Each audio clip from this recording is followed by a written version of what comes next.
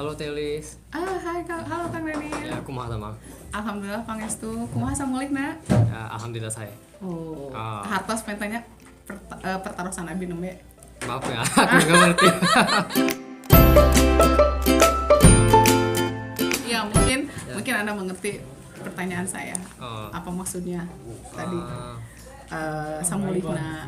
alhamdulillah. Sambulina itu pertanyaan yang seperti apa kabar? Saya baik. Bagaimana dengan Anda? Oh, gitu. Ya, bagaimana ya Indonesia dengan bahasa Sunda Sambulina. Oh, gitu. Ya, terlebih dahulu saya mau mengucapkan terima kasih karena sudah jadi guru yang sangat ramah tamah dan bagus. Aduh, jantan isin. Ya, Jantan isin. Kita arti apa? Tolong kasih tahu ya teman-teman ya. Tidak tahu ya, Di bahasa isin. Sunda ini. Isin itu malu, tapi malu. sangat halus. Ah. Anda mengucapkan kalimat isin itu sangat halus dibandingkan dengan kata era. Oh, Era sedikit ya sedikit kasar. oh, kasar. Kasar. Jadi lebih baik menggunakan isin. Oke. Jantan isin. Jantan isin.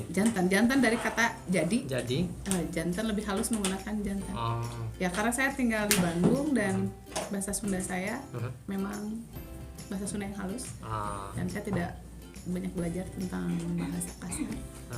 Jadi kan kebetulan Teolis orang Sunda, orang Sunda, Dukelis pisan. Aduh, Ini benar kok, ya benar. gemap semida. Jadi, ini benar serius ya. Gelis. Oh, Ya. kade. Kayak udang di balik batu. Itu apa?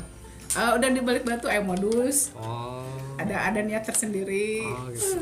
Saya juga pernah tahu ini butuh satu enggak. Oh. Ya, pokoknya. Jadi kali ini bisa aja di bahasa Sunda sedikit. Bahasa Sunda mungkin kalau saya bawa dalam ke bahasa Sunda itu ada ungkapan aya hate kadaletik. Apa itu? Aya hate kadaletik. Hate it's heart, hati. Hati. Aya ada ya. Kadaletik ya ada hati ya. Bagaimana ya saya menggambarkannya? Seperti hati tapi yang keduanya itu kecil. Ya kecilnya itu arti lain daripada naksir. Ya bahasa Sunda memang begitu banyak metafor, begitu banyak ungkapan-ungkapan yang ya saya bangga dengan orang Sunda. Oh iya, harus. Saya bangga dengan orang Sunda. Kan bocah Sunda semua. Dan saya Kuis. kadang boleh saya bertanya kenapa Kang tertarik dengan bahasa Sunda? Kenapa? Kunaon. Karena itu bahasa Sunda apa? Karena Sama. Sama. Karena pertama kusabab. Sebab bahasa Indonesia. Bahasa Sunda kusabab. Yang pertama Kahiji. itu kedengaran halus. Lurus. Nah, terus menurut saya hampir semua orang Sunda ramah sekali. Terus sopan santun. Emang hampir semua teman Indonesia saya semua ramah dan sopan. Tapi kayaknya kan kebanyakan teman saya orang Sunda di Bandung. Banyak teman di Bandung. Makanya ya secara otomatis tertarik belajar bahasa Sunda juga. Terus kan sekarang setahu saya jarang ada orang Korea yang bisa bahasa Sunda sekarang. Laras pisan. Itu bagus kan? Ya, kalau bisa bahasa Sunda, bahasa daerah. Ya, bukan cuma bahasa Indonesia saja. Ya makanya saya mau belajar bahasa Sunda juga. Tapi susah ya ternyata. Susah banget ini. Saya pribadi sebagai orang Indonesia untuk hal-hal lain bahasa Sunda itu lebih sulit daripada bahasa Indonesia. Makin kita gali, makin kita sadar ternyata saya banyak nggak taunya. Aduh, geningan kieu. Itu sering saya temukan hal seperti itu. Apalagi ya notabene apa itu apa? Apa yang saya sudah jelaskan dengan kata-kata. Nanti itu kasih tahu ya teman-teman. Tolong artikan sendiri. Notabene itu apa? Ya bahasa Sunda itu memang bahasa daerah yang bahasa Sunda itu banyak sekali, tiap daerah itu berbeda bahasa. Ya tahu. Nah, bahasa Jawa, bahasa bukan dalam satu Jawa Barat atau dalam juga. satu provinsi Jawa Barat. Ada banyak bahasa Sunda yang berbeda. Ya contoh halnya misalnya di Tasikmalaya, kampung halaman saya Tasikmalaya. Kebetulan saya menggunakan bahasa yang sangat halus. Tapi ketika saya berkunjung ke tempat lain seperti halnya Banten ya Banten itu bahasa Sunda sangat kasar sekali. Seperti halnya dulu Bapak Wali Kota Bandung, Pak Ridwan Kamil, pernah dengar? Nah, Pak Ridwan Kamil pernah bilang bahwa begitu kayaknya kata-kata dalam bahasa Sunda. Contoh, untuk kalimat jatuh saja, banyak kata ditajong, disorodot, diserele. Itu semua kalimatnya jatuh, padahal nggak tepira kalau orang Sunda tuh sabaraha, istilahnya sepele penggunaan kata jatuh itu. Tapi versi kalimat jatuh itu berbagai macam ungkapan. Banyak ungkapannya. Susah ya? Ya susah, makanya tidak semua orang bisa belajar bahasa Sunda gitu, sangat kaya. Dan saya dengar kebudayaan atau warisan Sunda sendiri sekarang berada di Belanda. Dari Belanda. Belanda ya, karena Belanda sejarahnya kan menjajah kami selama hampir 3,5 abad, ya sekitar 350 tahun. Dan saya dengar lagi katanya untuk pendidikan S3, S3, doctoral degree, itu adanya di Belanda. Salah satunya nanti mungkin Kang Daniel akan datang ke UPI, ya Kang Daniel bisa datang ke pendidikan bahasa Sunda di situ. Ya nanti akan lebih tahu lebih banyak. Saya mungkin tidak terlalu detail karena bukan jurusan saya. Ya saya tahunya hanya sedikit saja. Nanti saya mau belajar sama dia. Ya. Semoga saja bisa ketemu dia. Ya, insyaallah, mudah-mudahan. Oke, sekarang saya mau ganti topiknya. Kalau saya mau dapat hati bocah Sunda, gimana caranya? Ada apa ya? Tips untuk dapat hati bocah Sunda. Sebetulnya orang Sunda itu ya mereka tuh identik ramah, kan tadi kan sudah ramah. Mudah. Mereka biasanya suka laki-laki seperti apa? Lemah lembut juga. Ya. Bukannya laki-laki banget, ganteng banget gitu. Tidak juga, macho. tapi identik yang saya temukan beberapa orang bilang cowok-cowok Korea itu karena kami melihat di drama seperti benar-benar romantis lah, kayak sempurna. Kenapa gitu? Physically ya, kebanyakan orang Indonesia suka orang-orang Korea itu putih. Putih.